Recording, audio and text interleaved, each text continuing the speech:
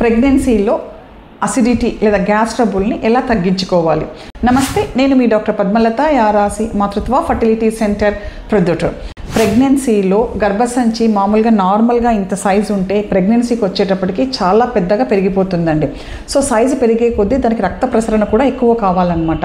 Normal pregnant uterus కంటే pregnant ఏడీలో ఉండే యూట్రస్కి 20 to 30% రక్త ప్రసరణ అనేది ఇంక్రీజ్ అవుతుంది. ఇంత పెరిగిన రక్త ప్రసరణ ఎక్కడి నుంచి వస్తుంది? మిగతా అవయవాలకు కాంప్రమైజ్ అయ్యి దీనికి సప్లై అవుతుంది అనమాట. అలాగే స్టమక్కు కూడా ఈ రక్త ప్రసరణ అనేది కాంప్రమైజ్ అయ్యి తగ్గిపోతుంది ఇక్కడ పెరగడం వల్ల గర్భసంచికి. దానివల్ల మనం తిన్న ఆహార పదార్థము డైజెస్ట్ అయ్యి చిన్న ప్రేగుల్లోకి రావాల్సింది లేట్ అవుతుంది అనమాట. అంటే గ్యాస్ట్రిక్ ఎంప్టీయింగ్ టైం అని అంటాం అనమాట. అది బాగా ఎక్కువ పడుతుంది అనమాట రావడానికి. దానివల్ల స్టమక్లోనే ఫుడ్ స్టోరేజ్ అనేది ఎక్కువ టైం ఉంటుంది. దానివల్ల కూడా గ్యాస్ ట్రబుల్ అనేది వస్తుందన్నమాట. నెక్స్ట్ వచ్చేసేసి ఈ గర్భసంచి సైజు పెరిగే కొద్దీ పైకి స్టమక్ను పోయి మనకి కంప్రెస్ చేస్తుంది. కంప్రెస్ చేయటం వల్ల స్టమక్లో ఉన్న కంటెంట్స్ రిఫ్లెక్స్ అనమాట. రిఫ్లెక్స్, గ్యాస్ట్రోఇసోఫేజియల్ రిఫ్లెక్స్ అంటాం అనమాట. దానివల్ల తేపులు రావడము ఇవన్నీ జరుగుతాయన్నమాట.